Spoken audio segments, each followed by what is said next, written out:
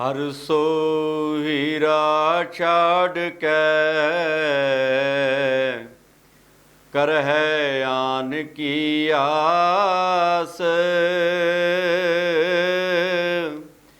ते नर दोजक जाएंगे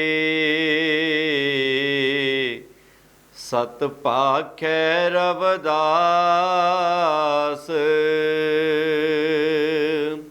ते नर दोजक जाएंगे सत पाखै रवदास।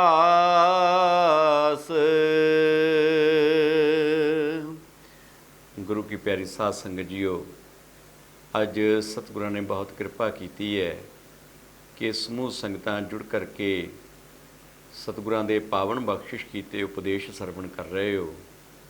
आओ गुरु की प्यारी साध संगत जीओ, सब तो पहले मेरे वालों समूह संगतां नूं बहुत ही प्यार भरी जय गुरुदेव स्वीकार करो जी।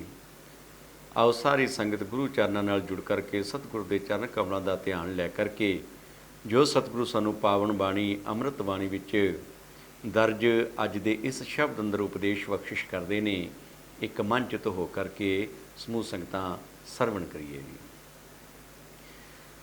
देवण वाला देत है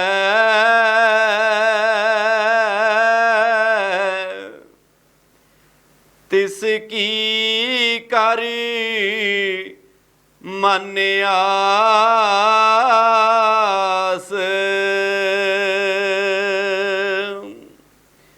देवण वाला देत है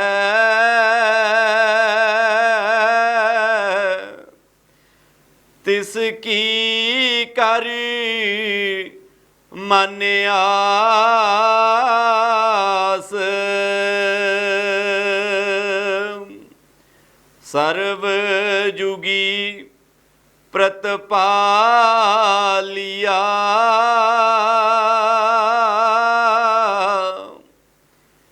तेरी मिट्टी ना ख्वास।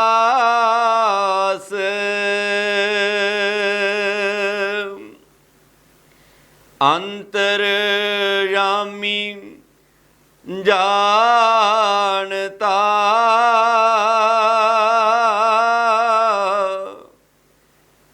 लेखे सास गरास।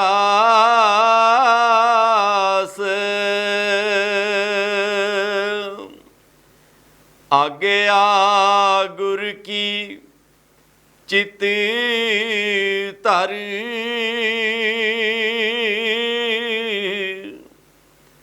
साधन को रख पास।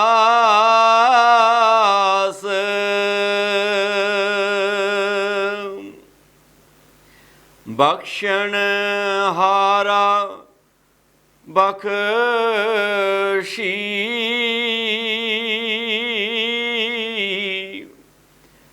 प्रभु का होए दास।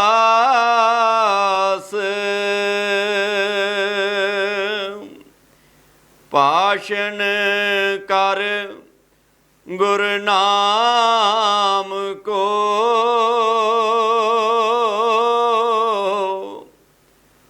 अंतर रख प्यास।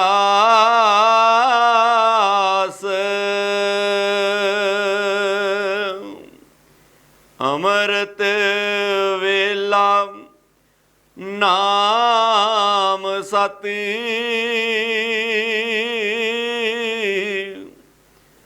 चार जुगों में पास।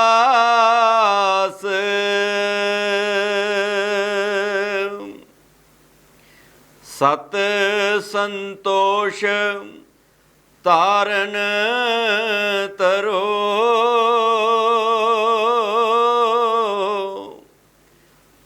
कहत भय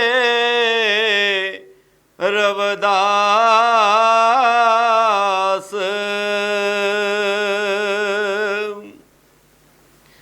ਸਤ ਸੰਤੋਸ਼ ਤਾਰਨ ਤਰੋ,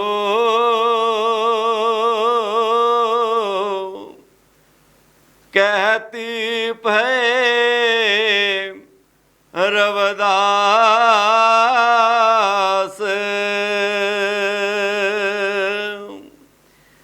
ਦੇਵਨ ਵਾਲਾ ਦੇਤ ਹੈ,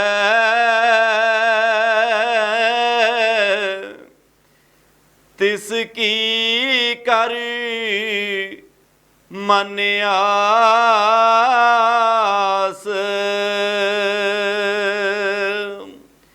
ਸਰਬ ਜੁਗੀ ਪ੍ਰਤਪਾਲਿਆ,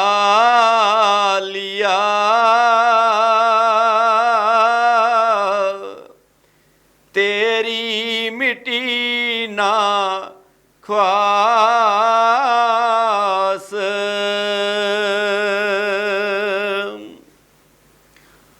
ਧੰਨ ਧੰਨ ਸਾਹਿਬ ਸਤਿਗੁਰੂ ਸ਼੍ਰੀ ਗੁਰੂ ਰਵਿਦਾਸ ਮਹਾਰਾਜ ਜੀ ਇਸ ਪਾਵਨ ਸ਼ਬਦ ਦੇ ਅੰਦਰ ਸਾਨੂੰ ਦੁਨੀਆਦਾਰੀ ਦੇ ਜੀਵਾਂ ਨੂੰ ਉਪਦੇਸ਼ ਬਖਸ਼ਿਸ਼ ਕਰਦੇ ਨੇ ਕਿ ਦੇਵਨ ਵਾਲਾ ਦੇਤ ਹੈ, ਤਿਸ ਕੀ ਕਰ ਮਨ ਨਿਆਸ। ਕਿ ਭਾਈ ਜਿਹੜਾ ਦਾਤਾ ਤੈਨੂੰ ਜਨਮ ਤੋਂ ਲੈ ਕਰਕੇ ਸਾਰੀਆਂ ਦਾਤਾਂ ਦੇ ਰਿਹਾ ਹੈ, ਉਸ ਦੀ ਆਸ ਮਨ ਦੇ ਵਿੱਚ ਲੈ ਕਰਕੇ ਚੱਲਣੀ ਚਾਹੀਦੀ ਹੈ।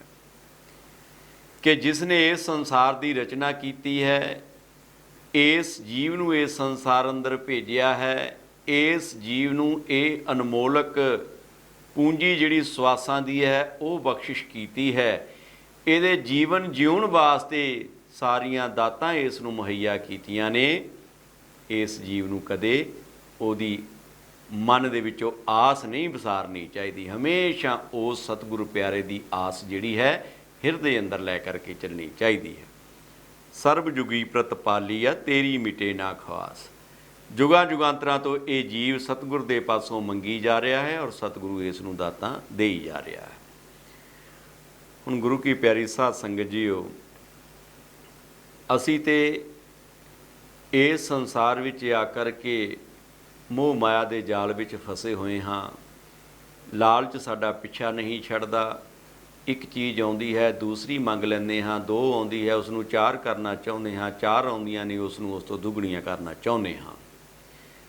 ਇਸ ਚੱਕਰ ਦੇ ਵਿੱਚ, ਇਸ ਮਾਇਆ ਦੇ ਜਾਲ ਦੇ ਵਿੱਚ ਫਸ ਕਰਕੇ ਅਸੀਂ ਉਸ ਕੁੱਲ ਦਾਤੇ ਨੂੰ ਭੁੱਲ ਬੈਠੇ ਹਾਂ ਜਿਸ ਨੇ ਇਹ ਬੜਮੁੱਲਾ ਜਾਮਾ ਬਖਸ਼ਿਸ਼ ਕੀਤਾ ਹੈ, ਜਿਹੜਾ ਇਸ ਕੁੱਲ ਸੰਸਾਰ ਦਾ ਮਾਲਕ ਹੈ। ਅਸੀਂ ਭੁਲੇਖੇ ਵਿੱਚ ਫਸ ਗਏ ਹਾਂ ਕਿ ਸਭ ਕੁਝ ਮੈਂ ਕਰ ਰਿਹਾ ਹਾਂ, ਆਹ ਵੀ ਮੈਂ ਕੀਤਾ ਹੈ, ਉਹ ਵੀ ਮੈਂ ਕਰਾਂਗਾ ਅਤੇ ਉਹ ਵੀ ਮੈਂ ਕਰ ਸਕਦਾ ਹਾਂ, ਸ਼ਾਇਦ ਕੋਈ ਦੂਜਾ ਨਹੀਂ ਕਰ ਸਕਦਾ। ਪਰ ਇਸ ਜੀਵ ਨੂੰ ਇਹ ਭੁੱਲ ਗਿਆ ਹੈ ਕਿ ਇਹ ਤਾਂ ਆਪਣੀ ਮਰਜ਼ੀ ਦੇ ਨਾਲ ਇੱਕ ਸਵਾਸ ਵੀ ਨਹੀਂ ਲੈ ਸਕਦਾ। ਮੈਂ ਕੀਆ ਮੈਂ ਕਰਤ ਹੂੰ ਕੂੜਾ ਕਰਹਿ ਮਾਨ। ਕੂੜਾ ਹੰਕਾਰ ਕਰੀ ਬੈਠਾ ਹੈ। ਜੋ ਕੀਆ ਸੋ ਹਰ ਕੀਆ ਤੈਂ ਕਿਆ ਕੀਆ। ਕਹਿੰਦੇ ਜੋ ਕੁਝ ਕੀਤਾ ਉਹ ਤੇ ਪਰਮਾਤਮਾ ਨੇ ਕੀਤਾ, ਤੂੰ ਕੀ ਕੀਤਾ ਆਣ ਕੇ ਇਸ ਸੰਸਾਰ ਅੰਦਰ ਭਾਈ। ਤੇਰਾ ਇੱਕ ਹੰਕਾਰ ਹੈ ਅਰਪਨ ਤੁਝ ਕੋ ਮਾਨ। ਕਿ ਤੇਰੇ ਕੋਲ ਤੇ ਸਿਰਫ ਇੱਕ ਤੇਰਾ ਹੰਕਾਰ ਹੈ, ਮਾਣ ਹੈ।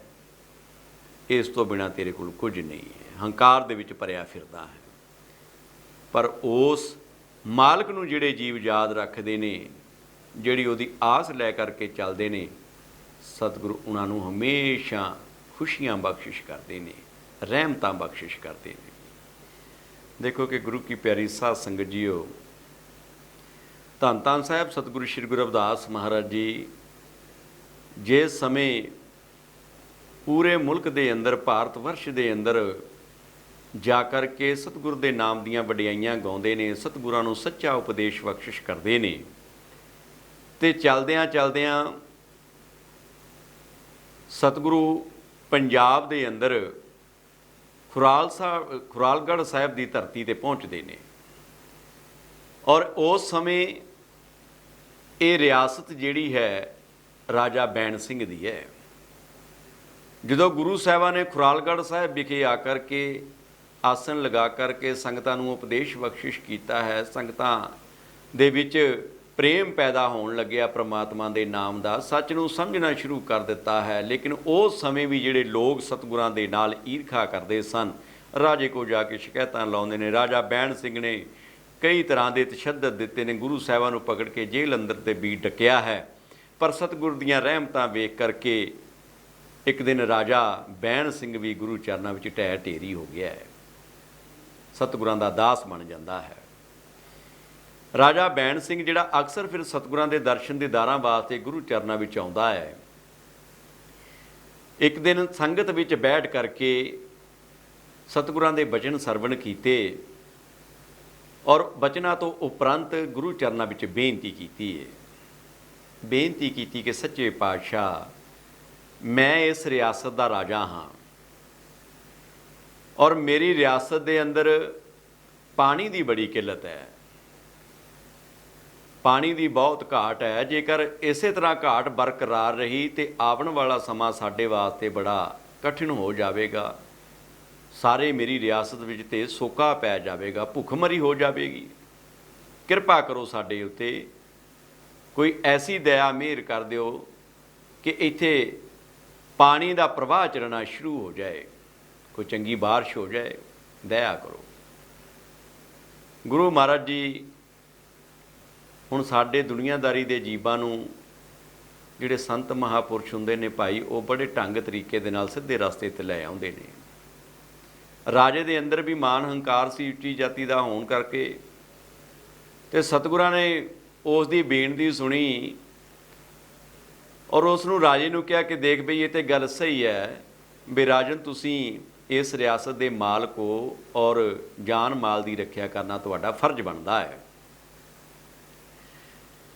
ਤੁਸੀਂ ਇਹ ਬੇਨਤੀ ਕਰ ਰਹੇ ਹੋ ਕਿ ਪਾਣੀ ਦੀ ਬਹੁਤ ਘਾਟ ਹੈ, ਅਸੀਂ ਵੀ ਉਸ ਮਾਲਕ ਦੇ ਚਰਨਾਂ ਵਿੱਚ ਬੇਨਤੀ ਕਰਦੇ ਹਾਂ ਕਿ ਇਹ ਜਿਹੜੀ ਘਾਟ ਹੈ ਪੂਰੀ ਹੋ ਜਾਵੇ।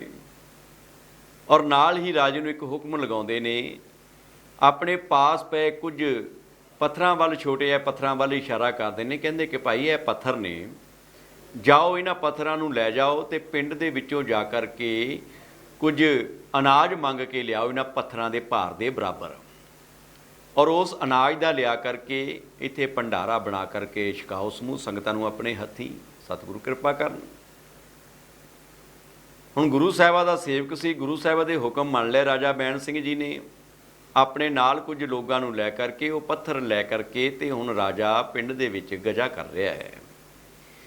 ਥੋੜ੍ਹੀ ਦੇਰ ਤੱਕ ਵਾਪਸ ਆ ਕਰਕੇ ਗੁਰੂ ਸਾਹਿਬਾਂ ਨੂੰ ਬੇਨਤੀ ਕੀਤੀ ਕਿ ਸੱਚੇ ਪਾਤਸ਼ਾਹ, ਇਹਨਾਂ ਪੱਥਰਾਂ ਦੇ ਭਾਰ ਦੇ ਬਰਾਬਰ ਤੇ ਮੈਨੂੰ ਅਨਾਜ ਕਿਤੇੋਂ ਵੀ ਨਹੀਂ ਮਿਲਿਆ। ਮੈਂ ਤੇ ਸਾਰੇ ਪਿੰਡ ਦੇ ਜਿੰਨੇ ਸ਼ਾਹੂਕਾਰ ਸਨ, ਉੱਚ ਘਰਾਣੇ ਵਾਲੇ ਸਨ, ਉਹਨਾਂ ਸਭ ਦੇ ਜਾ ਆਇਆ, ਪਰ ਮੈਨੂੰ ਇਹਨਾਂ ਪੱਥਰਾਂ ਦੇ ਭਾਰ ਦੇ ਬਰਾਬਰ ਅਨਾਜ ਨਹੀਂ ਪ੍ਰਾਪਤ ਹੋਇਆ। ਗੁਰੂ ਮਹਾਰਾਜ ਜੀ ਹੱਸਣ ਲੱਗ ਪਏ, ਕਹਿਣ ਲੱਗੇ, ਰਾਜਨ ਵੀ ਪਿੰਡ ਦੇ ਵਿੱਚ ਇੱਕ ਬੀਬੀ ਮੰਗਲਾ ਦੇਵੀ ਰਹਿੰਦੇ ਨੇ, ਕੀ ਤੁਸੀਂ ਉਹਨਾਂ ਦੇ ਘਰ ਗਏ ਹੋ? ਰਾਜੇ ਨੇ ਤੇ ਕਦੇ ਨਾਮ ਵੀ ਨਹੀਂ ਸੁਣਿਆ ਸੀ, ਕਿਉਂਕਿ ਬੀਬੀ ਮੰਗਲਾ ਜੀ ਸ਼ੂਦਰ ਸ਼੍ਰੇਣੀ 'ਚੋਂ ਸਨ ਔਰ ਰਾਜਾ ਉੱਚੀ ਜਾਤੀ ਦਾ ਸੀ। ਬੇਨਤੀ ਕਰਨ ਲੱਗਾ ਕਿ ਮਹਾਰਾਜ, ਉਹ ਤੇ ਸ਼ੂਦਰ ਸ਼੍ਰੇਣੀ 'ਚੋਂ ਨੇ, ਮੈਨੂੰ ਲੋਕ ਦੱਸ ਰਹੇ ਨੇ, ਜਿਹੜਾ ਅਨਾਜ ਸ਼ਾਹੂਕਾਰਾਂ ਦੇ ਘਰੋਂ ਨਹੀਂ ਮਿਲਿਆ, ਉਹ ਉਹਨਾਂ ਸ਼ੂਦਰਾਂ ਦੇ ਘਰੋਂ ਕਿੱਥੇ ਮਿਲ ਜਾਵੇਗਾ? ਉਹਨਾਂ ਦੇ ਤੇ ਪਤਾ ਨਹੀਂ ਇੱਕ ਡੰਗ ਰੋਟੀ ਪੱਕਦੀ ਵੀ ਹੈ ਕਿ ਨਹੀਂ ਪੱਕਦੀ। ਪਰ ਬੀਬੀ ਮੰਗਲਾ ਜੀ ਸਤਿਗੁਰੂ ਰਵਿਦਾਸ ਮਹਾਰਾਜ ਜੀ ਦੇ ਪਰਮ ਭਗਤ ਹਨ, ਸਤਿਗੁਰਾਂ ਦੀ ਆਰਾਧਨਾ ਕਰਦੇ ਨੇ, ਸਤਿਗੁਰ ਦੇ ਬਚਨਾਂ ਦੇ ਪਾਬੰਦ ਨੇ। ਗੁਰੂ ਮਹਾਰਾਜ ਜੀ ਨੇ ਹੁਕਮ ਲਗਾਇਆ ਕਿ ਨਹੀਂ, ਜਾਓ ਭਾਈ, ਉਸ ਬਸਤੀ ਵਿੱਚ ਵੀ ਜਾ ਕੇ ਆਓ, ਬੀਬੀ ਮੰਗਲਾ ਜੀ ਦੇ ਘਰ ਵੀ ਜਾ ਕੇ ਆਉਣਾ ਹੈ, ਹੋਰ ਵੀ ਸਾਰੇ ਘਰਾਂ ਵਿੱਚ ਜਾ ਕਰਕੇ ਗਜਾ ਕਰਕੇ ਆਉਣੀ, ਕੋਈ ਭੇਦਭਾਵ ਨਹੀਂ ਰੱਖਣਾ।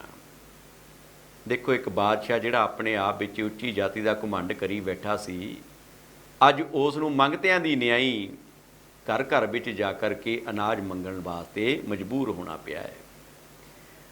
ਹੁਣ ਗੁਰੂ ਕੀ ਪਿਆਰੀ ਸਾਧ ਸੰਗਤ ਜੀਓ, ਚਲਦਿਆਂ ਚਲਦਿਆਂ ਰਾਜਾ ਬੀਬੀ ਮੰਗਲਾ ਜੀ ਦੇ ਘਰ ਪਹੁੰਚ ਗਿਆ ਹੈ। ਜਾ ਕਰਕੇ ਪੁੱਛਦਾ ਹੈ ਕਿ ਕਿਆ ਇਹ ਘਰ ਬੀਬੀ ਮੰਗਲਾ ਜੀ ਦਾ ਹੈ? ਬੀਬੀ ਮੰਗਲਾ ਜੀ ਹੈਰਾਨ ਨੇ ਕਿ ਅੱਜ ਸਾਡਾ ਬਾਦਸ਼ਾਹ ਸਾਡੀ ਇਸ ਬਸਤੀ ਦੇ ਵਿੱਚ ਕਿਵੇਂ ਘੁੰਮ ਰਿਹਾ ਹੈ, ਔਰ ਹੱਥ ਜੋੜ ਕੇ ਕਹਿਣ ਲੱਗੇ ਕਿ ਜੀ ਇਹ ਮੇਰਾ ਹੀ ਘਰ ਹੈ, ਮੇਰਾ ਨਾਂ ਹੀ ਮੰਗਲਾ ਹੈ। ਔਰ ਰਾਜੇ ਨੇ ਹੱਥ ਜੋੜ ਕੇ ਬੇਨਤੀ ਕੀਤੀ ਕਿ ਬੀਬੀ ਜੀ, ਮੈਨੂੰ ਇਹਨਾਂ ਪੱਥਰਾਂ ਦੇ ਭਾਰ ਦੇ ਬਰਾਬਰ ਅਨਾਜ ਚਾਹੀਦਾ ਹੈ ਆਪ ਦੇ ਘਰ ਤੋਂ। ਬੀਬੀ ਜੀ ਫਿਰ ਪੁਕਾਰ ਕਰਦੇ ਕਿ ਰਾਜਨ, ਅਸੀਂ ਤੇ ਗਰੀਬ ਲੋਕ ਹਾਂ, ਸਾਡੇ ਤੇ ਘਰ ਦੇ ਵਿੱਚ ਇਤਨਾ ਅਨਾਜ ਕਿੱਥੋਂ ਹੋਵੇਗਾ, ਅਸੀਂ ਤੇ ਮਸਾਂ ਆਪਣਾ ਡੰਗ ਦੀ ਡੰਗ ਸਾਰਦੇ ਹਾਂ। ਰਾਜੇ ਨੇ ਫਿਰ ਬੇਨਤੀ ਕਰਦਾ ਹੈ, ਕਹਿਣ ਲੱਗਾ ਕਿ ਬੀਬੀ ਜੀ, ਮੈਨੂੰ ਗੁਰੂ ਰਵਿਦਾਸ ਮਹਾਰਾਜ ਜੀ ਹੋਰਾਂ ਨੇ ਆਪ ਦਾ ਨਾਮ ਲੈ ਕਰਕੇ ਭੇਜਿਆ ਹੈ। ਹੁਣ ਬੀਬੀ ਜੀ ਖੁਸ਼ ਹੋ ਗਏ ਜਦੋਂ ਗੁਰੂ ਸਾਹਿਬਾਂ ਦਾ ਨਾਮ ਲਿਆ। ਮਨ ਵਿੱਚ ਬੜਾ ਚਾਅ ਪੈਦਾ ਹੋਇਆ ਕਿ ਮੇਰੇ ਗੁਰੂ ਸਾਹਿਬਾਂ ਨੇ ਮੈਨੂੰ ਯਾਦ ਕੀਤਾ ਹੈ। ਔਰ ਫਿਰ ਹੱਥ ਜੋੜ ਕੇ ਕਹਿਣ ਲੱਗੇ ਕਿ ਰਾਜਨ, ਜੇਕਰ ਮੇਰੇ ਗੁਰੂ ਸਾਹਿਬਾਂ ਨੇ ਆਪ ਨੂੰ ਭੇਜਿਆ ਹੈ ਤੇ ਜਾਓ, ਮੇਰੀ ਕੁਟੀਆ ਦੇ ਅੰਦਰ ਇਹ ਮਿੱਟੀ ਦੀ ਭੜੋਲੀ ਹੈ, ਉਸ ਦੇ ਵਿੱਚ ਜੇਕਰ ਥੋੜ੍ਹਾ ਬਹੁਤ ਅਨਾਜ ਹੈ ਤੇ ਤੁਸੀਂ ਲਿਜਾ ਸਕਦੇ ਹੋ। ਜਦੋਂ ਰਾਜਾ ਅੱਗੇ ਗਿਆ ਹੈ, ਜਾ ਕਰਕੇ ਉਹ ਭੜੋਲੀ ਦਾ ਢੱਕਣ ਚੁੱਕਿਆ ਤੇ ਕੀ ਵੇਖਦਾ ਹੈ ਕਿ ਉਹ ਅਨਾਜ ਦੇ ਨਾਲ ਉੱਪਰ ਤਿੱਕਰ ਭਰੀ ਪਈ ਹੈ। ਰਾਜਾ ਹੈਰਾਨ ਹੈ ਔਰ ਰਾਜਾ ਨੇ ਉਹਨਾਂ ਪੱਥਰਾਂ ਦੇ ਭਾਰ ਦੇ ਬਰਾਬਰ ਉਸ ਭੜੋਲੀ ਵਿੱਚੋਂ ਅਨਾਜ ਭਰ ਕੇ ਇਕੱਠਾ ਕਰ ਲਿਆ ਹੈ, ਗਠੜੀ ਪੰਡ ਬੰਨ੍ਹ ਲਈ ਹੈ, ਪਰ ਉਸ ਭੜੋਲੀ ਦੇ ਵਿੱਚੋਂ ਅਨਾਜ ਮੁੱਠੀ ਭਰ ਵੀ ਘਟਿਆ ਨਹੀਂ ਹੈ। ਗੁਰੂ ਮਹਾਰਾਜ ਜੀ ਨੂੰ ਨਮਸਕਾਰ ਕਰਦਾ ਹੈ, ਧੰਨ ਧੰਨ ਸਤਿਗੁਰੂ ਕਰਦਾ ਹੈ ਕਿ ਗੁਰੂ ਸਾਹਿਬਾਂ ਦੀਆਂ ਇਤਨੀਆਂ ਵਡਿਆਈਆਂ, ਮਨ ਵਿੱਚ ਬੜਾ ਵਿਚਾਰਾਂ ਦਾ ਭੰਡਾਰ ਇਕੱਠਾ ਹੋ ਗਿਆ ਕਿ ਜਿਹੜਾ ਅਨਾਜ ਸ਼ਾਹੂਕਾਰਾਂ ਦੇ ਘਰਾਂ ਵਿੱਚੋਂ ਵੀ ਨਹੀਂ ਮਿਲਿਆ, ਅੱਜ ਬੀਬੀ ਮੰਗਲਾ ਜੀ ਦੇ ਘਰ ਦੇ ਵਿੱਚੋਂ ਇਤਨਾ ਭੰਡਾਰ ਮਿਲ ਗਿਆ ਅਨਾਜ ਦਾ। ਬੀਬੀ ਜੀ ਦਾ ਧੰਨਵਾਦ ਕੀਤਾ, ਗੁਰੂ ਚਰਨਾਂ ਵਿੱਚ ਜਾ ਕੇ ਨਮਨ ਕੀਤਾ ਹੈ। ਭੰਡਾਰਾ ਤਿਆਰ ਕਰਕੇ ਸਾਰੀ ਸੰਗਤ ਵਿੱਚ ਵਰਤਾਇਆ ਗਿਆ ਹੈ ਔਰ ਇਕਾਂਤ ਵਿੱਚ ਬੈਠ ਕਰਕੇ ਹੁਣ ਗੁਰੂ ਚਰਨਾਂ 'ਚ ਬੇਨਤੀ ਕਰਦਾ ਹੈ ਰਾਜਾ ਬੈਣ ਸਿੰਘ। ਕਹਿਣ ਲੱਗਾ, ਮਹਾਰਾਜ, ਇਹ ਅਨਾਜ ਕਿਸੇ ਸ਼ਾਹੂਕਾਰ ਦੇ ਘਰੋਂ ਵੀ ਉਹਨਾਂ ਪੱਥਰਾਂ ਦੇ ਭਾਰ ਦੇ ਬਰਾਬਰ ਨਹੀਂ ਮਿਲਿਆ, ਪਰ ਜਦੋਂ ਮੈਂ ਬੀਬੀ ਮੰਗਲਾ ਜੀ ਦੇ ਘਰ ਵਿਖੇ ਗਿਆ ਹਾਂ, ਭੜੋਲੀ ਉੱਪਰ ਤਿੱਕਰ ਭਰੀ ਹੈ, ਵਿੱਚੋਂ ਅਨਾਜ ਵੀ ਲੈ ਲਿਆ, ਲੇਕਿਨ ਉਹਦੇ ਵਿੱਚੋਂ ਤੇ ਮੁੱਠੀ ਇੱਕ ਵੀ ਅਨਾਜ ਦੀ ਘਟੀ ਨਹੀਂ ਹੈ। ਇਹ ਸਭ ਆਪ ਦੀ ਕਿਰਪਾ ਹੈ। ਔਰ ਗੁਰੂ ਮਹਾਰਾਜ ਜੀ ਰਾਜੇ ਨੂੰ ਹੱਸ ਕੇ ਕਹਿੰਦੇ ਨੇ ਕਿ ਨਹੀਂ ਰਾਜਨ, ਇਹ ਉਸ ਦੀ ਮਿਹਨਤ ਹੈ। ਬੀਬੀ ਮੰਗਲਾ ਦੇਵੀ ਜੀ ਪਰਮਾਤਮਾ ਨੂੰ ਪ੍ਰੇਮ ਕਰਨ ਵਾਲੇ ਨੇ, ਉਹਦੀ ਰਜਾ ਵਿੱਚ ਰਹਿਣੇ ਵਾਲੇ ਨੇ। ਉਹ ਜਾਣਦੇ ਨੇ, ਜਿਨ ਜਿਉ ਦਿਆ ਸੋ ਰਿਜਕ ਅੰਬਰਾਵੈ, ਸਭ ਘਟ ਭੀਤਰ ਹਾਟ ਚਲਾਵੈ, ਕਿ ਜਿਸ ਨੇ ਜਨਮ ਦਿੱਤਾ ਹੈ ਉਸ ਨੇ ਪੇਟ ਭਰਨ ਵਾਸਤੇ ਉਸ ਨੂੰ ਰੋਟੀ ਪਾਣੀ ਵੀ ਦੇਣਾ ਹੈ, ਅਨਾਜ ਵੀ ਦੇਣਾ ਹੈ।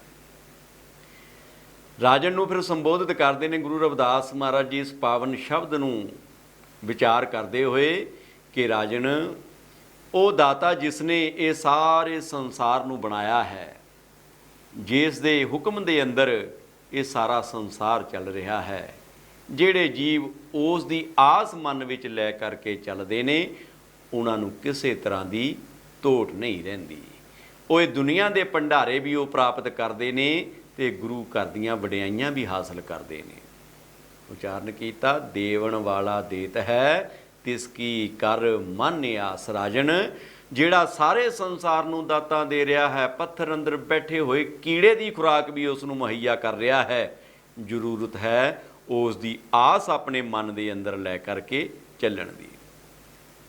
ਗੁਰੂ ਚਰਨਾਂ ਦੇ ਵਿੱਚ ਢਹਿ ਢੇਰੀ ਹੋ ਗਿਆ, ਧੰਨਵਾਦ ਸਤਿਗੁਰਾਂ ਦਾ ਕਰਦਾ ਹੈ। ਔਰ ਗੁਰੂ ਮਹਾਰਾਜ ਜੀ ਦੇ ਨਾਲ ਬਚਨ ਵਿਲਾਸ ਸਰਵਣ ਕਰਦਾ ਕਰਦਾ ਅਗਾਂਹ ਵੱਲ ਚੱਲ ਪਏ ਨੇ।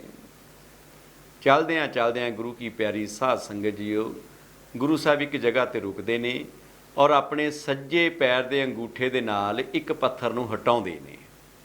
ਜਦੋਂ ਉਸ ਪੱਥਰ ਨੂੰ ਹਟਾਇਆ ਹੈ ਤੇ ਉਸ ਦੇ ਨੀਚਿਓਂ ਇੱਕ ਬਹੁਤ ਤੇਜ਼ ਪਾਣੀ ਦੀ ਧਾਰ ਉੱਪਰ ਵੱਲ ਉੱਠੀ ਹੈ ਤੇ ਗੁਰੂ ਮਹਾਰਾਜ ਜੀ ਨੇ ਰਾਜਾ ਬੈਣ ਸਿੰਘ ਨੂੰ ਕਿਹਾ ਕਿ ਰਾਜਨ ਜਾਓ, ਇਹ ਗੰਗਾ ਦਾ ਰੂਪ ਹੈ, ਜਿੱਥੇ ਤਿੱਕਰ ਤੁਸੀਂ ਲੈ ਕੇ ਚੱਲਣਾ ਚਾਹੁੰਦੇ ਹੋ ਅੱਗੇ ਅੱਗੇ ਚਲੋ। ਇਹ ਗੰਗਾ ਦੀ ਧਾਰ ਆਪ ਦੇ ਪਿੱਛੇ ਇਸੇ ਤਰ੍ਹਾਂ ਵਗਦੀ ਆਵੇਗੀ, ਸ਼ਰਤ ਹੈ ਕਿ ਪਿੱਛੇ ਮੁੜ ਕੇ ਨਹੀਂ ਵੇਖਣਾ, ਜਿੱਥੇ ਮੁੜ ਕੇ ਵੇਖੋਗੇ ਇਹ ਧਾਰਾ ਉੱਥੇ ਰੁਕ ਜਾਵੇਗੀ। ਹੁਣ ਮਹਾਰਾਜ ਜੀ ਦਾ ਹੁਕਮ ਲੈ ਕਰਕੇ ਰਾਜਾ ਬੈਣ ਸਿੰਘ ਅੱਗੇ ਅੱਗੇ ਚੱਲ ਪਿਆ ਔਰ ਪਾਣੀ ਦੀ ਧਾਰਾ ਪਿੱਛੇ ਪਿੱਛੇ ਚੱਲ ਪਈ ਹੈ। ਹੁਣ ਗੁਰੂ ਕੀ ਪਿਆਰੀ ਸਾਧ ਸੰਗਤ ਜੀ, ਕਾਫੀ ਦੂਰ ਜਾ ਕੇ ਰਾਜੇ ਦੇ ਮਨ 'ਚ ਵਿਚਾਰ ਆਇਆ ਕਿ ਵੇਖਾਂ ਪਿੱਛੇ ਪਾਣੀ ਆ ਵੀ ਰਿਹਾ ਹੈ ਜਾਂ ਰੁਕ ਗਿਆ ਹੈ। ਜਦੋਂ ਪਿਛਾਂਹ ਮੁੜ ਕੇ ਵੇਖਦਾ ਹੈ ਤੇ ਉਹ ਗੰਗਾ ਦੀ ਧਾਰ ਜਿਹੜੀ ਹੈ ਰਾਜੇ ਦੇ ਪੈਰਾਂ ਦੇ ਬਰਾਬਰ ਚੱਲਦੀ ਆ ਰਹੀ ਹੈ।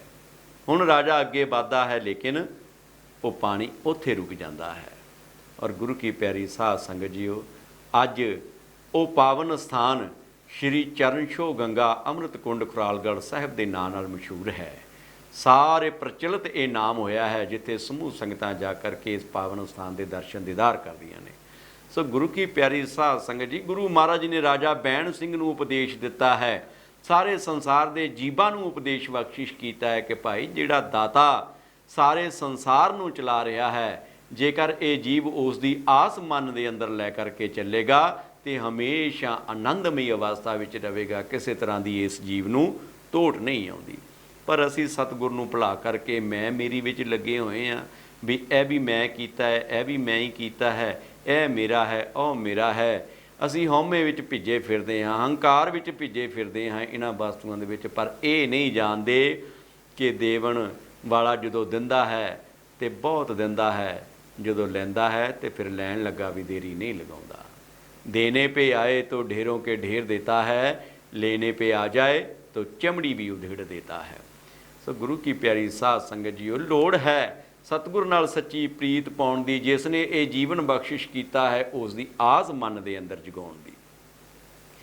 असी भुल जाते हाँ। आओ एक उदाहरण लईए कि देखो, एक बच्चा जिस दे माता पिता दूर ने, वो हर रोज़ अपने बच्चे कोल आउंदे ने, रात रहिंदे ने, दिने मुड़ अपनी ड्यूटी ते जांदे ने। और इस बच्चे नूं बच्चा संभालण वास्ते जो घर दे विच आया रखी हुई है, नौकरां ने रखी हुई है, उसदी साਂਭ संभाल वास्ते बीबी रखी है, उस कोल छड्ड जांदे ने। हुण बीबी बच्चे नूं बाद विच खिडाउण वास्ते उस नूं तरह तरह के खिडौणे दिंदी है, कुछ खाण पीण नूं दिंदी है। जेकर बच्चा उन्हां खाण पीण वालीਆਂ चीज़ां विच मस्त हो जाता है, उन्हां खिडौणिਆਂ विच ही खेडण लग जाता है, तो माता पिता बेफिक्र रहिंदे ने कि बच्चे नूं साडी कोई चिंता नहीं है। पर जेकर वो बच्चा उन्हां खिडौणिਆਂ नूं लत्त मारदा है, खाण पीण वालीਆਂ चीज़ां नूं मूँह नहीं लगाउंदा है, सिर्फ अपने माता पिता नूं मिलण वास्ते रोंदा है, ताहां मारदा है, उस आया दा कहना नहीं मानदा,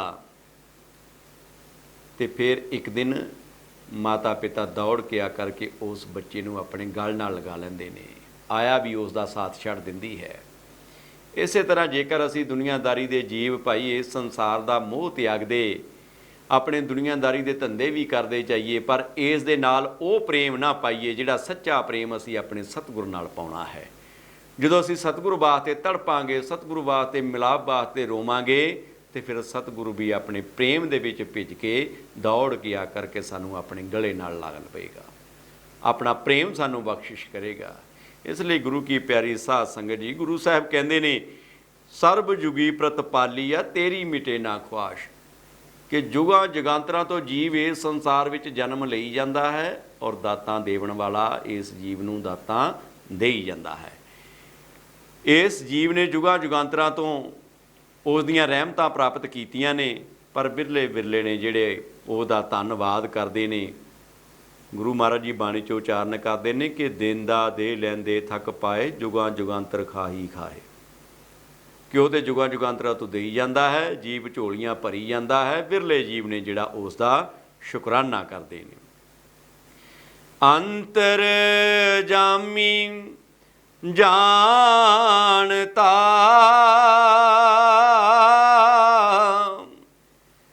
लेखे सास गरास,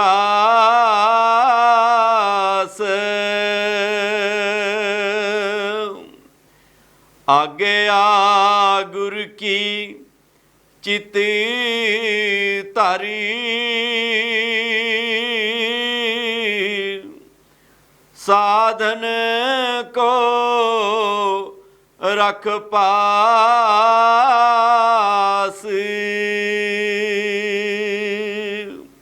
वो अंतरजामी है, वो सब कुछ जानता है, उस दे पास हर जीव का लेखा जोखा रखा होया है।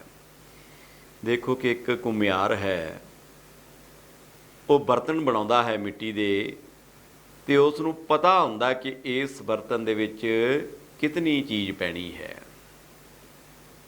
ਉਸ ਤੋਂ ਵਾਧੂ ਨਹੀਂ ਉਸ ਵਿੱਚ ਪਾ ਸਕਦਾ। ਇਸੇ ਤਰ੍ਹਾਂ ਉਸ ਮਾਲਕ ਨੇ ਜਿਸ ਨੇ ਇਸ ਸੰਸਾਰ ਨੂੰ ਬਣਾਇਆ, ਇਸ ਜੀਵ ਨੂੰ ਬਣਾਇਆ ਹੈ, ਉਸ ਨੂੰ ਪਤਾ ਹੈ ਕਿ ਇਸ ਜੀਵ ਨੂੰ ਕਦੋਂ ਔਰ ਕਿਤਨੀ ਚੀਜ਼ ਚਾਹੀਦੀ ਹੈ, ਉਹ ਦੇ ਰਿਹਾ ਹੈ। ਲੇਖੇ ਸਾਸ ਗਰਾਸ ਆਗਿਆ ਗੁਰ ਕੀ ਚਿੱਤ ਧਰ ਸਾਧਨ ਕੋ ਰਖ ਪਾਸ। ਪਰ ਇਸ ਜੀਵ ਨੂੰ ਕੀ ਕਰਨਾ ਹੈ? ਆਪਣੇ ਸਤਿਗੁਰ ਦੇ ਹੁਕਮ ਦੀ ਪਾਲਣਾ ਕਰਨੀ ਹੈ। ਸਤਿਗੁਰ ਦੇ ਜੋ ਸਾਨੂੰ ਆਗਿਆ ਲਗਾਉਂਦੇ ਨੇ ਉਸ ਦੇ ਉੱਤੇ ਚੱਲਣਾ ਹੈ। ਸਾਧਨ ਕੋ ਰਖ ਪਾਸ। ਸਾਧਨ ਕੀ ਹੈ? ਸਤਿਗੁਰ ਦਾ ਨਾਮ, ਕਿ ਸਤਿਗੁਰ ਦੁਆਰਾ ਦਿੱਤੇ ਹੋਏ ਨਾਮ ਨੂੰ ਆਪਣੇ ਕੋਲ ਰੱਖਣਾ ਹੈ। ਉਸ ਨੂੰ ਸਵਾਸ ਸਵਾਸ ਰਟਣਾ ਹੈ। ਉੱਠਦਿਆਂ ਬਹਿੰਦਿਆਂ ਤੁਰਦਿਆਂ ਖਾਣਾ ਖਾਂਦਿਆਂ ਸਵਾਸ ਜਦੋਂ ਵੀ ਅਸੀਂ ਲੈਂਦੇ ਹਾਂ, ਉਹ ਜਿਹੜਾ ਸਵਾਸ ਹੈ ਉਹ ਮਾਲਕ ਦੇ ਨਾਮ ਨਾਲ ਗੁਜ਼ਰਨਾ ਚਾਹੀਦਾ ਹੈ। ਬੋਲਦਿਆਂ ਵੀ, ਖੇਡਦਿਆਂ ਵੀ, ਰੋਟੀ ਖਾਂਦਿਆਂ ਵੀ, ਸੌਂਦਿਆਂ ਵੀ ਉਹ ਮਾਲਕ ਦਾ ਨਾਮ ਇਹਨਾਂ ਸਵਾਸਾਂ ਦੇ ਨਾਲ ਚੱਲਣਾ ਚਾਹੀਦਾ ਹੈ। ਵੱਡਿਆਂ ਭਾਗਾਂ ਵਾਲੇ ਜੀਵ ਨੇ ਭਾਈ, ਜਿਹੜੇ ਉਸ ਮਾਲਕ ਦੇ ਨਾਮ ਨੂੰ ਆਪਣੇ ਸਵਾਸਾਂ ਦੇ ਨਾਲ ਜੋੜ ਲੈਂਦੇ ਨੇ। ਸਵਾਸ ਸਵਾਸ ਉਹਦਾ ਨਾਮ ਰਟਣਾ ਸ਼ੁਰੂ ਕਰ ਦਿੰਦੇ ਨੇ। ਪਰ ਅਸੀਂ ਇਸ ਸੰਸਾਰ ਵਿੱਚ ਆ ਕਰਕੇ ਉਹਦੇ ਨਾਮ ਨੂੰ ਵਿਸਾਰ ਕੇ ਅਤੇ ਇਸ ਸੰਸਾਰ ਦੀਆਂ ਵਸਤੂਆਂ ਨਾਲ ਮੋਹ ਪਾ ਬੈਠੇ ਹਾਂ। ਇਸ ਲਈ ਸਾਡੀਆਂ ਜਿਹੜੀਆਂ ਤ੍ਰਿਸ਼ਨਾਵਾਂ ਨੇ ਉਹ ਅੰਤ ਵੇਲੇ ਤੀਕਰ ਵੀ ਖਤਮ ਨਹੀਂ ਹੁੰਦੀਆਂ। ਜਿਹੜਾ ਗਰੀਬ ਹੈ ਉਹ ਕਹਿੰਦਾ ਹੋਰ ਅਮੀਰ ਹੋ ਜਾਵਾਂ, ਅਮੀਰ ਕਹਿੰਦਾ ਮੇਰੇ ਪਾਸ ਹੋਰ ਮਾਇਆ ਆ ਜਾਏ, ਮੇਰੇ ਮਹਿਲ ਵਾੜੀਆਂ ਹੋਰ ਬਣ ਜਾਵਣ। ਰਾਜੇ ਮਹਾਰਾਜੇ ਵੀ ਲੜਾਈਆਂ ਝਗੜੇ ਕਰਦੇ ਚਲੇ ਗਏ ਕਿ ਮੇਰਾ ਰਾਜ ਪਾਠ ਵੱਡਾ ਹੋ ਜਾਏ, ਮੇਰੇ ਰਾਜ ਦਾ ਖਜ਼ਾਨੇ ਦਾ ਜਿਹੜਾ ਮੂੰਹ ਹੈ ਉਹ ਹੋਰ ਵੱਡਾ ਹੋ ਜਾਏ। ਇਹ ਤ੍ਰਿਸ਼ਨਾਵਾਂ ਨਹੀਂ ਮੁੱਕਦੀਆਂ। ਗਲਤੀ ਅਸੀਂ ਕਿੱਥੇ ਖਾਂਦੇ ਹਾਂ? ਮੰਗ ਕੌਣ ਰਿਹਾ ਹੈ? ਤ੍ਰਿਸ਼ਨਾਵਾਂ ਪੈਦਾ ਕਿੱਥੋਂ ਹੁੰਦੀਆਂ ਨੇ? ਤ੍ਰਿਸ਼ਨਾਵਾਂ ਪੈਦਾ ਕਰਦਾ ਹੈ ਮਨ। ਜਿਹੜੀਆਂ ਜ਼ਰੂਰਤਾਂ ਮੰਗ ਰਿਹਾ ਹੈ ਉਹ ਮਨ ਮੰਗ ਰਿਹਾ ਹੈ। ਔਰ ਅਸੀਂ ਬੇਨਤੀਆਂ ਕਿਹਦੇ ਅੱਗੇ ਕਰ ਰਹੇ ਹਾਂ? ਪਰਮਾਤਮਾ ਦੇ ਅੱਗੇ, ਕਿ ਸਾਨੂੰ ਇਹ ਵੀ ਮਿਲ ਜਾਏ, ਸਾਨੂੰ ਉਹ ਵੀ ਮਿਲ ਜਾਏ। ਡਿਮਾਂਡ ਮੰਗ ਜਿਹੜੀ ਹੈ ਉਹ ਮਨ ਦੀ ਹੈ, ਅਤੇ ਅਸੀਂ ਮੰਗ ਜਿਹੜਾ ਹੈ ਪਰਮਾਤਮਾ ਤੋਂ ਰਹੇ ਹਾਂ। ਅਸੀਂ ਇਸ ਮਨ ਨੂੰ ਸਮਝਾਉਣ ਦੀ ਕੋਸ਼ਿਸ਼ ਨਹੀਂ ਕਰਦੇ ਕਿ ਇਹ ਮਨ ਸਾਨੂੰ ਡਿਮਾਂਡ ਕਰਨ ਦੀ ਬਜਾਏ ਮਾਲਕ ਕੋਲੋਂ ਮੰਗਣਾ ਕਿਉਂ ਨਹੀਂ ਸ਼ੁਰੂ ਕਰਦਾ। ਇਸ ਵਾਸਤੇ ਗੁਰੂ ਸਾਹਿਬ ਕਹਿੰਦੇ ਕਿ ਭਾਈ ਇਸ ਮਨ ਨੂੰ ਪਰਮਾਤਮਾ ਦੇ ਚਰਨ ਕਮਲਾਂ ਨਾਲ ਜੋੜਨਾ ਹੈ, ਉਹਦੇ ਵੱਲ ਲਗਾਉਣਾ ਹੈ। ਉਸ ਦਾਤੇ ਦੇ ਪਾਸੋਂ ਇਹ ਜੋ ਵੀ ਹੈ ਉਹ ਮੰਗਣਾ ਸ਼ੁਰੂ ਕਰੇ। ਉਹ ਕੋਈ ਘਾਟ ਨਹੀਂ ਛੱਡਦਾ। ਜੋ ਮੰਗੇ ਠਾਕੁਰੇ ਆਪਣੇ ਤੇ ਸੋਈ ਸੋਈ ਦੇਵੈ। ਉਹ ਉਦੋਂ ਦਿੰਦਾ ਹੈ ਜਦੋਂ ਇਹ ਸੁੱਚਾ ਹੋ ਕਰਕੇ ਮਨ ਉਹਦੇ ਨਾਮ ਦੀ ਆਰਾਧਨਾ ਕਰਨ ਲੱਗ ਜਾਂਦਾ ਹੈ। ਫਿਰ ਸਾਰੀਆਂ ਇਸ ਦੀਆਂ ਲੋੜਾਂ ਉਹ ਪੂਰੀਆਂ ਕਰਦਾ ਜਾਂਦਾ ਹੈ। ਅਸੀਂ ਦੁਨੀਆਦਾਰੀ ਦੇ ਜੀਵਾਂ ਨੇ ਇਸ ਸੰਸਾਰ ਦੀਆਂ ਵਸਤੂਆਂ ਨਾਲ ਮੋਹ ਪਾਇਆ, ਇਹਨਾਂ ਦਾ ਹੰਕਾਰ ਕੀਤਾ ਹੈ, ਇਹ ਤ੍ਰਿਸ਼ਨਾਵਾਂ ਨੂੰ ਵਧਾਉਂਦੇ ਗਏ ਨੇ।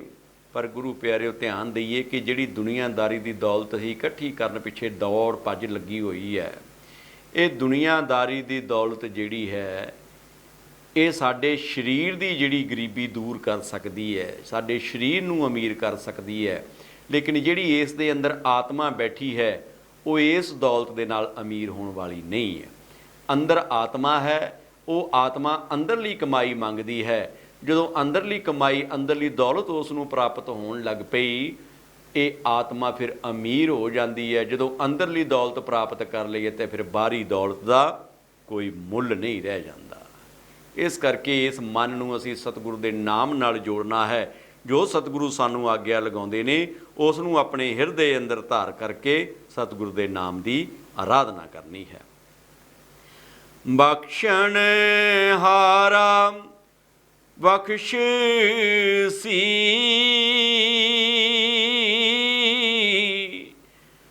ਪ੍ਰਭੂ ਕਾ ਹੋਏ ਦਾਸ।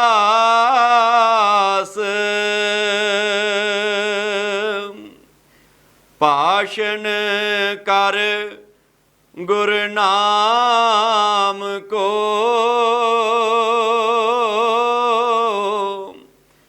ਅੰਤਰ ਰਖ ਪਿਆਸ।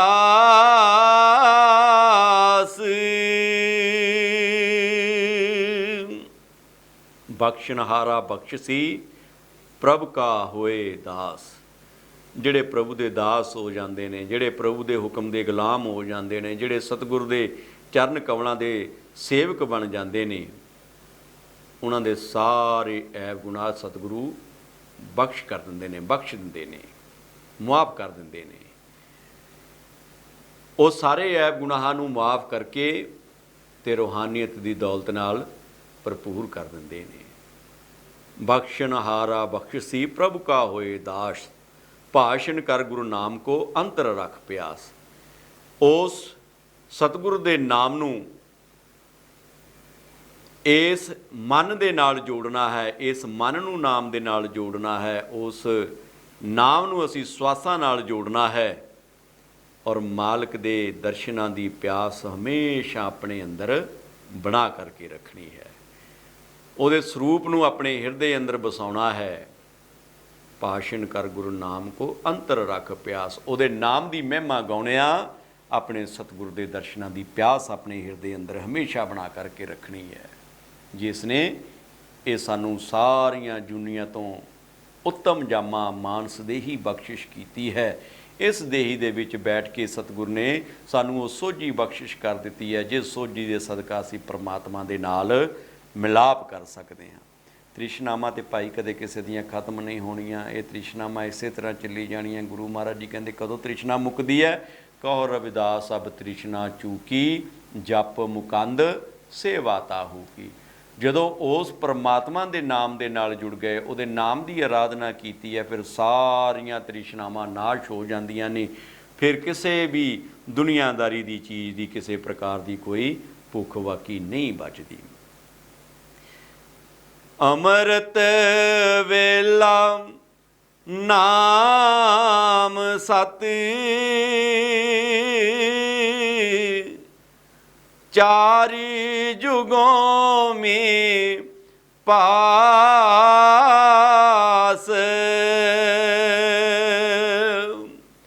सत संतोष तारन तरो, कहती भय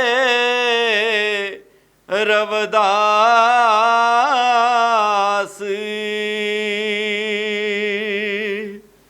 ਅੰਮ੍ਰਿਤ ਵੇਲਾ ਨਾਮ ਸਤ, ਚਾਰ ਜੁਗੋਂ ਮੇ ਪਾਸ।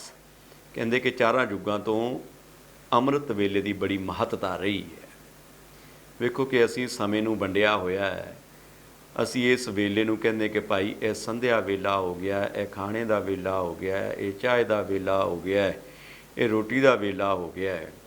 ਇਸੇ ਪ੍ਰਕਾਰ ਗੁਰੂ ਮਹਾਰਾਜ ਜੀ ਕਹਿੰਦੇ ਨੇ ਕਿ ਭਾਈ ਉਹ ਇੱਕ ਅੰਮ੍ਰਿਤ ਵੇਲਾ ਹੈ, ਜਿਹੜਾ ਸਵੇਰੇ 2:30 ਵਜੇ ਤੋਂ ਸ਼ੁਰੂ ਹੋ ਕਰਕੇ ਤੇ 5:30 ਵਜੇ ਤੱਕ ਦਾ ਹੈ, ਕਿ ਇਸ ਸਮੇਂ ਦੇ ਵਿੱਚ ਉੱਠ ਕਰਕੇ ਉਸ ਮਾਲਕ ਨੂੰ ਯਾਦ ਕਰਨਾ ਹੈ, ਜਿਹੜਾ ਮਾਲਕ ਅੰਮ੍ਰਿਤ ਦੀ ਬਖਸ਼ਿਸ਼ ਕਰਦਾ ਹੈ, ਦਾਤਾਂ ਬਖਸ਼ਿਸ਼ ਕਰਦਾ ਹੈ, ਆਪਣੇ ਪਿਆਰਿਆਂ ਨੂੰ ਮਿਲਣ ਵਾਸਤੇ ਆਉਂਦਾ ਹੈ।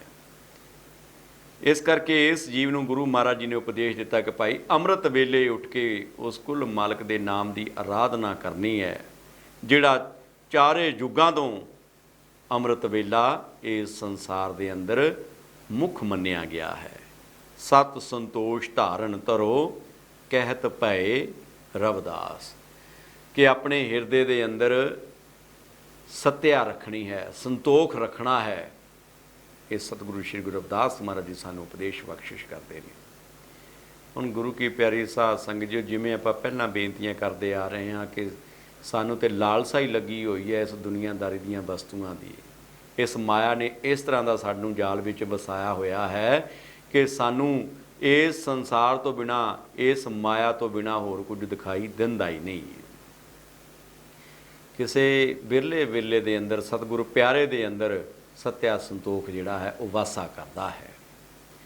ਹੁਣ ਵੇਖੋ ਗੁਰੂ ਕੀ ਪਿਆਰੀ ਸਾਧ ਸੰਗਤ ਜੀਓ, ਸੰਤੋਖ ਜਿਹੜੇ ਮਾਲਕ ਦੇ ਨਾਮ ਦੀਆਂ ਰਹਿਮਤਾਂ ਪ੍ਰਾਪਤ ਕਰ ਲੈਂਦੇ ਨੇ, ਉਹਨਾਂ ਅੰਦਰ ਆ ਜਾਂਦਾ ਹੈ। ਕੋਈ ਜੀਵੇ ਕਹਿਣ ਨੂੰ ਤਿਆਰ ਹੀ ਨਹੀਂ ਕਿ ਚਲੋ ਜੋ ਮਾਲਕ ਨੇ ਦਿੱਤਾ ਭਾਈ ਚੰਗਾ ਹੈ। ਅਸੀਂ ਤੇ ਮਾਲਕ ਦੇ ਅੰਦਰ ਰੋਜ਼ ਡਿਮਾਂਡਾਂ ਰੱਖਦੇ ਹਾਂ। ਜਦੋਂ ਗੁਰੂ ਚਰਨਾਂ ਵਿੱਚ ਜਾਂਦੇ ਹਾਂ, ਬਹੁਤ ਵੱਡੀ ਇੱਕ ਲਿਸਟ ਬਣਾ ਕੇ ਲੈ ਕਰਕੇ ਜਾਂਦੇ ਹਾਂ ਕਿ ਸੱਚੇ ਪਾਤਸ਼ਾਹ ਮੇਰੇ ਬੱਚੇ ਚੰਗਾ ਪੜ੍ਹ ਲਿਖ ਜਾਵਣ, ਚੰਗੀਆਂ ਨੌਕਰੀਆਂ ਲੱਗ ਜਾਵਣ, ਚੰਗਾ ਕਾਰੋਬਾਰ ਹੋ ਜਾਵੇ, ਮੇਰੀ ਕੋਈ ਵਿਦੇਸ਼ ਯਾਤਰਾ ਲੱਗ ਜਾਏ, ਘਰ ਵਿੱਚੋਂ ਦੁੱਖ ਕਲੇਸ਼ ਦਾ ਨਾਮੋ ਨਿਸ਼ਾਨ ਮਿਟ ਜਾਵੇ। ਕਹਿਣ ਦਾ ਭਾਵ ਹੈ ਕਿ ਅਸੀਂ ਦਾਤੇ ਦੀ ਸ਼ਰਨ ਵਿੱਚ ਜਾ ਕਰਕੇ ਅਸੀਂ ਉਹ ਸਾਰੀਆਂ ਦੁਨੀਆਦਾਰੀ ਦੀਆਂ ਦਾਤਾਂ ਅਸੀਂ ਸਤਿਗੁਰ ਦੇ ਪਾਸੋਂ ਮੰਗਦੇ ਹਾਂ, ਜਿਨ੍ਹਾਂ ਤੋਂ ਸਮਝਦੇ ਹਾਂ ਕਿ ਮੇਰਾ ਇਹ ਜੀਵਨ ਖੁਸ਼ਹਾਲ ਹੋ ਜਾਵੇਗਾ। ਅਸੀਂ ਸਭ ਕੁਝ ਦਾਤੇ ਪਾਸੋਂ ਮੰਗਿਆ, ਪਰ ਗੁਰੂ ਕੀ ਪਿਆਰੀ ਸਾਧ ਸੰਗਤ ਜੀ ਵੱਡੀ ਗਲਤੀ ਕਰ ਜਾਂਦੇ ਹਾਂ ਕਿ ਦਾਤੇ ਨੂੰ ਹੀ ਭੁੱਲ ਜਾਂਦੇ ਹਾਂ। ਲੇਕਿਨ ਉਹ ਭਾਗਾਂ ਵਾਲੇ ਜੀਵ ਨੇ ਜਿਹੜੇ ਦਾਤੇ ਦੀ ਸ਼ਰਨ ਵਿੱਚ ਜਾ ਕਰਕੇ ਦਾਤਾਂ ਨੂੰ ਭੁੱਲ ਜਾਂਦੇ ਨੇ ਤੇ ਕੇਵਲ ਦਾਤੇ ਦੇ ਪਾਸੋਂ ਦਾਤੇ ਨੂੰ ਮੰਗਦੇ ਨੇ। ਜਿੱਥੇ ਦਾਤਾ ਆ ਜਾਵੇ ਭਾਈ, ਉੱਥੇ ਫਿਰ ਕਿਸੇ ਦਾਤਾਂ ਦੀ ਕਮੀ ਨਹੀਂ ਰਹਿ ਜਾਂਦੀ। ਦਾਤਾਂ ਤੇ ਆਪਣੇ ਆਪ ਹੀ ਫਿਰ ਖਿੱਚੀਆਂ ਚਲੀਆਂ ਆਉਂਦੀਆਂ ਨੇ। ਇਸ ਕਰਕੇ ਗੁਰੂ ਮਹਾਰਾਜ ਜੀ ਕਹਿੰਦੇ ਨੇ ਕਿ ਭਾਈ ਮਨ ਦੇ ਅੰਦਰ ਸੱਤਿਆ ਸੰਤੋਸ਼ ਜਿਹੜਾ ਹੈ ਉਹ ਬਣਾ ਕਰਕੇ ਰੱਖਣਾ ਹੈ। ਬਾਣੀ ਚਾਹੁੰਦਾ ਹੈ ਕਿ ਜਿਸ ਕੋ ਕਛੂ ਨਾ ਚਾਹੀਏ ਵਹੀ ਸ਼ਹਿਨਸ਼ਾਹ। ਇੱਕ ਤੇ ਹੁੰਦਾ ਕਿ ਜਿਹਦੇ ਕੋਲ ਸਭ ਕੁਝ ਹੈ ਉਹ ਕਹਿੰਦਾ ਕਿ ਮੇਰੇ ਕੋਲ ਤਾਂ ਸਭ ਕੁਝ ਹੈਗਾ, ਮੈਨੂੰ ਕਿਸੇ ਜਿਹੀ ਚੀਜ਼ ਦੀ ਜ਼ਰੂਰਤ ਨਹੀਂ, ਉਹ ਬਾਦਸ਼ਾਹ ਹੀ ਕਹਿ ਸਕਦਾ ਹੈ। ਤੇ ਦੂਸਰਾ ਫਕੀਰ ਹੁੰਦਾ ਹੈ ਜਿਹੜਾ ਕਹਿੰਦਾ ਮੈਨੂੰ ਕਿਸੇ ਚੀਜ਼ ਦੀ ਜ਼ਰੂਰਤ ਹੀ ਨਹੀਂ ਹੈ, ਜਿਹੜੀ ਮੈਂ ਦੌਲਤ ਪ੍ਰਾਪਤ ਕਰਨੀ ਸੀ ਸਤਿਗੁਰ ਦੇ ਪਾਸੋਂ ਉਹ ਮੈਨੂੰ ਮਿਲ ਗਈ ਹੈ, ਉਹ ਸਭ ਤੋਂ ਵੱਡਾ ਸ਼ਹਿਨਸ਼ਾਹ ਹੈ। ਅਸੀਂ ਦੁਨੀਆਦਾਰੀ ਦੇ ਜੀਵ ਆਪਣੇ ਆਪ ਨੂੰ ਇਹ ਚਾਹੁੰਦੇ ਹਾਂ ਕਿ ਸਾਡਾ ਰੁਤਬਾ ਵੱਡਾ ਹੋ ਜਾਵੇ, ਸਾਡੇ ਕੋਲ ਬਹੁਤ ਸਾਰੀ ਮਾਇਆ ਆ ਜਾਵੇ, ਦੁਨੀਆਦਾਰੀ ਦੇ ਬਹੁਤ ਸਾਰੇ ਪਦਾਰਥ ਇਕੱਠੇ ਕਰ ਲਈਏ। ਇਸ ਕਰਕੇ ਅਸੀਂ ਆਪਣਾ ਉਸ ਸਮਾਜ ਦੇ ਵਿੱਚ ਵਿਚਰਦੇ ਹੋਏ ਉਹਨਾਂ ਲੋਕਾਂ ਦੇ ਨਾਲ ਆਪਣਾ ਵਤੀਰਾ ਬਣਾਉਣਾ ਸ਼ੁਰੂ ਕਰਦੇ ਹਾਂ, ਉਹਨਾਂ ਦੇ ਨਾਲ ਬੈਠਣਾ ਉੱਠਣਾ ਸ਼ੁਰੂ ਕਰਦੇ ਹਾਂ, ਜਿਸ ਦੇ ਕਰਕੇ ਲੋਕ ਸਾਨੂੰ ਕਹਿਣ ਕਿ ਭਾਈ ਇਹ ਚੰਗੇ ਬੰਦਿਆਂ ਵਿੱਚ ਇਸ ਦੀ ਬਹਿਣੀ ਉੱਠਣੀ ਹੈ, ਚੰਗੀ ਗੱਲ ਹੈ। ਇਸੇ ਦੇ ਚੱਲਦਿਆਂ ਕੋਈ ਕਿਸੇ ਥਾਣੇਦਾਰ ਨਾਲ ਆਪਣੀ ਵਾਕਫੀਅਤ ਬਣਾਉਂਦਾ ਹੈ ਕਿ ਮੇਰਾ ਲੋਕਾਂ ਵਿੱਚ ਦਬਦਬਾ ਬਣ ਜਾਵੇ, ਲੋਕ ਮੈਨੂੰ ਚੰਗੀ ਨਿਗਾਹ ਨਾਲ ਵੇਖਣ। ਕਿਸੇ ਦਾ ਕਿਸੇ ਜੱਜ ਵਕੀਲ ਦੇ ਨਾਲ, ਕਿਸੇ ਦਾ ਕਿਸੇ ਮੰਤਰੀ ਦੇ ਨਾਲ ਬਹਿਣਾ ਉੱਠਣਾ ਹੋ ਜਾਂਦਾ ਹੈ। ਪਰ ਗੁਰੂ ਪਿਆਰਿਓ, ਇਹ ਜਿਹੜੇ ਰਿਸ਼ਤੇ ਨੇ ਇਹ ਇਸ ਸੰਸਾਰ ਤੱਕ ਸੀਮਿਤ ਨੇ। ਕੁਝ ਸਮੇਂ ਵਾਸਤੇ ਸਾਡਾ ਜਿਹੜਾ ਹੈ ਉਹਨਾਂ ਦੇ ਸਮਾਨ ਰੁਤਬਾ ਜਿਹੜਾ ਹੈ ਬੋਲਿਆ ਜਾਏਗਾ, ਮਿਥਿਆ ਜਾਏਗਾ, ਉਹਨਾਂ ਦੇ ਨਾਲ ਸਾਨੂੰ ਬਰਾਬਰ ਸਤਿਕਾਰ ਮਿਲੇਗਾ। ਪਰ ਜਿਵੇਂ ਹੀ ਉਹ ਆਪਣੇ ਅਹੁਦੇ ਤੋਂ ਉਤਰ ਜਾਵਣਗੇ, ਸਾਡਾ ਜਿਹੜਾ ਸਤਿਕਾਰ ਹੈ ਉਹਨਾਂ ਦੇ ਨਾਲ ਹੀ ਥੱਲੇ ਫਿੱਕਾ ਪੈ ਜਾਵੇਗਾ। ਮਨਸਾ ਚੰਗੀ ਹੈ ਕਿ ਅਸੀਂ ਵੱਡਿਆਂ ਦੇ ਸੰਗ ਕਰੀਏ, ਪਰ ਗੁਰੂ ਕੀ ਪਿਆਰੀ ਸਾਧ ਸੰਗਤ ਜੀਓ, ਸਭ ਤੋਂ ਵੱਡਾ ਕੀ ਹੈ? ਪ੍ਰਭ ਕਾ ਸਿਮਰਨ ਸਭ ਤੇ ਉੱਚਾ। ਜੇ ਅਸੀਂ ਉਹਦੇ ਨਾਲ ਜੁੜ ਜਾਈਏ, ਉਹਦੇ ਨਾਲ ਪ੍ਰੇਮ ਪਾ ਲਈਏ, ਉਹਦਾ ਸੰਗ ਕਰ ਬੈਠੀਏ, ਤੇ ਉਹ ਕਦੇ ਫਿਰ ਆਪਣਾ ਸਥਾਨ ਛੱਡਦਾ ਨਹੀਂ ਹੈ। ਉਹ ਕਦੇ ਨਾ ਆਪ ਨੀਚੇ ਆਉਂਦਾ ਹੈ ਪ੍ਰਭੂ ਦਾ, ਪਰਮਾਤਮਾ ਦਾ ਨਾਮ, ਤੇ ਨਾ ਕਦੀ ਆਪਣੇ ਨਾਲ ਜੁੜਿਆ ਹੋਇਆਂ ਨੂੰ ਨੀਚੇ ਆਉਣ ਦਿੰਦਾ ਹੈ। ਹਮੇਸ਼ਾ ਉਹ ਉੱਚਾ ਹੈ, ਸੁੱਚਾ ਹੈ, ਔਰ ਜਿਹੜੇ ਉਹਦੇ ਨਾਲ ਜੁੜ ਜਾਂਦੇ ਨੇ ਉਹ ਵੀ ਉਸ ਅਵਸਥਾ ਵਿੱਚ ਪਹੁੰਚ ਜਾਂਦੇ ਨੇ। ਇਸ ਲਈ ਗੁਰੂ ਕੀ ਪਿਆਰੀ ਸਾਧ ਸੰਗਤ ਜੀ, ਗੁਰੂ ਸਾਹਿਬ ਕਹਿੰਦੇ ਨੇ ਕਿ ਭਾਈ ਇਸ ਦੁਨੀਆ ਦੇ ਵਿੱਚ ਰਹਿ ਕਰਕੇ ਆਪਣਾ ਉਸ ਮਾਲਕ ਦੇ ਨਾਮ ਦੇ ਨਾਲ ਆਪਣਾ ਜੀਵਨ ਬਤੀਤ ਕਰਨਾ ਹੈ। ਜਿਸ ਪਰਮਾਤਮਾ ਨੇ ਇਸ ਜੀਵ ਨੂੰ ਇਹ ਦਾਤਾਂ ਬਖਸ਼ਿਸ਼ ਕੀਤੀਆਂ ਨੇ, ਉਸ ਦਾ ਧਿਆਨ ਲੈਣਾ ਚਾਹੀਦਾ ਹੈ। ਸੱਚੀ ਪ੍ਰੀਤ ਗੁਰੂ ਚਰਨਾਂ ਨਾਲ ਪਾ ਕਰਕੇ ਉਹਦੇ ਨਾਮ ਦੀ ਆਰਾਧਨਾ ਕਰਨੀ ਹੈ। ਸਤਿਗੁਰੂ ਸਭ ਕੁਝ ਦੇਵਣ ਵਾਲਾ ਹੈ। ਹੁਣ ਵੇਖੋ, ਹੋਰ ਇੱਕ ਥੋੜ੍ਹੀ ਜਿਹੀ ਉਦਾਹਰਣ ਲੈ ਲਈਏ ਕਿ ਅਸੀਂ ਸਤਿਗੁਰੂ ਦੇ ਚਰਨਾਂ ਵਿੱਚ ਜਾਂਦੇ ਵੀ ਹਾਂ। ਕਈ ਵਾਰ ਸਾਡੀ ਟੇਕ ਮਜ਼ਬੂਤ ਨਹੀਂ ਹੁੰਦੀ, ਤੇ ਉਹਦੇ ਕਰਕੇ ਜਿਹੜੀ ਸਤਿਗੁਰੂ ਸਾਡੇ ਲਈ ਦਇਆ ਲੈ ਕਰਕੇ ਖੜੇ ਨੇ, ਅਸੀਂ ਉਹ ਦਇਆ ਵੀ ਪ੍ਰਾਪਤ ਨਹੀਂ ਕਰ ਪਾਉਂਦੇ। ਜਾਂਦੇ ਵੀ ਅਸੀਂ ਸਮੇਂ-ਸਮੇਂ 'ਤੇ ਆਪਣੇ ਸਤਿਗੁਰੂ ਦੇ ਪਾਸ ਹਾਂ।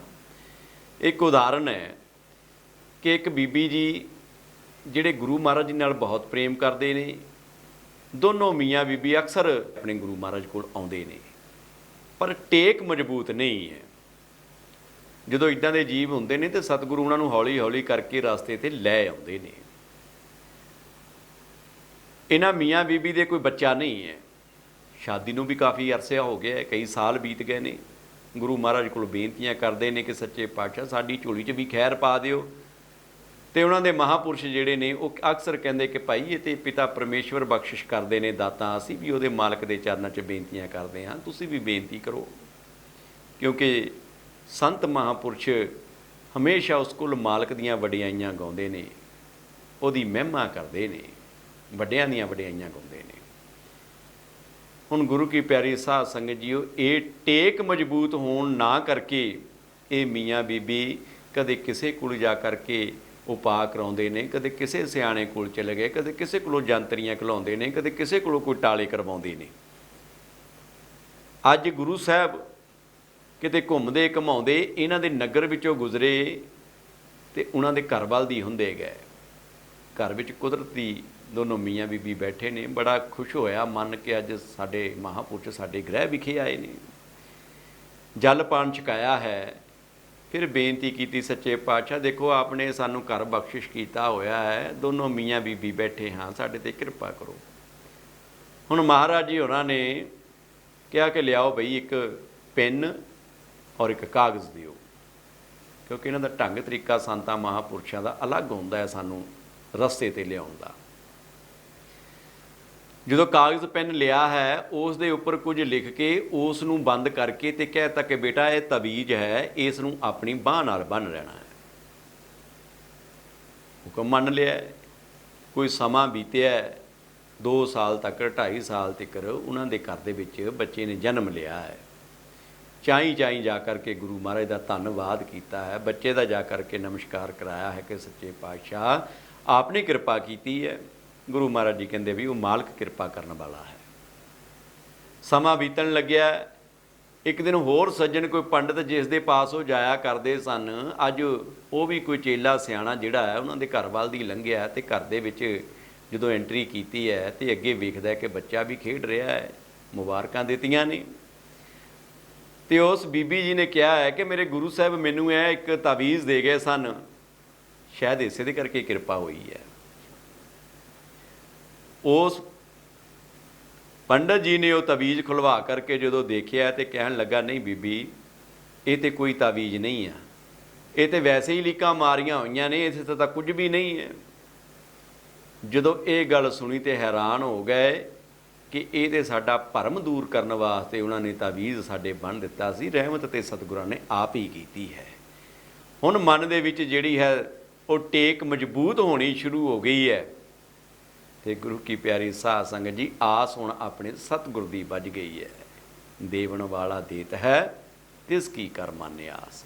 इसलिए गुरु साहब कहते हैं कि भाई देश ने इस संसार की सिरजना की है, खूबसूरत संसार बनाया है, इतने जीव जंतु बनाए ने, पत्थर अंदर बैठे कीड़े नूं खुराक मुहैया करवा रहा है, जुगां जुगांतरा तो पालन पोषण इन्हां जीवां दा कर रहा है। जीव तो कुछ समय लिए संसार विच आ करके अपने स्वासां दी पूंजी भोग के चले जाता है, पर उन्हां स्वासां विच रह करके उस पूंजी की वरतों करदियां करदियां इस जीव नूं हमेशा उस दाते नूं अपने मन अंदर बसा करके रखना चाहिए है, जे इसने इस संसार अंदर भेजिया है, जिहड़ा इन्हां जीवां दा पालन पोषण कर रहा है। बाहरी अडंबरां दा त्याग करना है, बाहरी अडंबरां दा त्याग कर करके हमेशा अपने सतगुरु दे दसे मार्ग ते चलना है। वो अंतरजामी है, वो अंदर बैठा है, वो सब कुछ जानता है। जिहड़ी मन की उपज पैदा होंदी मन के अंदर, वो उस तो भी वाकफ है। इस वास्ते जिहड़ा अंदर बैठा है उन्होंने अंदरों ढूंढना है, वो अंदरों प्राप्त होवेगा। बाहरलियां ठोकरां असीं खाणियां छड्ड दईए। इसलिए गुरु साहब कहते कि भाई वेला अमृत वेला तेरे वास्ते बहुत ही वधिया है, समा है कि इस दिन की शुरुआत जिहड़ी है अमृत वेले उठ के अपने प्रभु की बंदगी करिए, उसनूं याद करिए। दिन का ठहराव हुंदा है, उस वक्त वेले कोई शोर शराबा नहीं हुंदा। इस करके जिथे पंछी अमृत वेले जाग जाते हैं, भाई तू भी उठ के उस मालक नूं याद कर, उहदे नाम की आराधना कर। जिहड़े जीव इस मार्ग ते चलते हैं उन्हां नूं सत्या संतोष मालक जिहड़ा है बख्शिश करता है, वो हमेशा आनंदमई अवस्था विच रहिंदे ने। सो गुरु की प्यारी साध संगत जीओ, जो सतगुरु श्री गुरु रविदास महाराज जी इस पावन शब्द के अंदर सानू उपदेश बख्शिश करते हैं, एक मनचित हो करके उस ते अमल करन दी असी कोशिश करिए और गुरु चरनां विच बेनती करिए कि सच्चे पातशाह असी इस संसार दे विच भुल्ले भटके फिरदे हाँ, साडे ते कृपा दया मेहर करो। आप द्वारा दरसाए मार्ग ते चलण दी समत बख्शिश करो। अपना नाम जपाओ, अपने दर्श दिखाओ। जय गुरुदेव, धन गुरुदेव।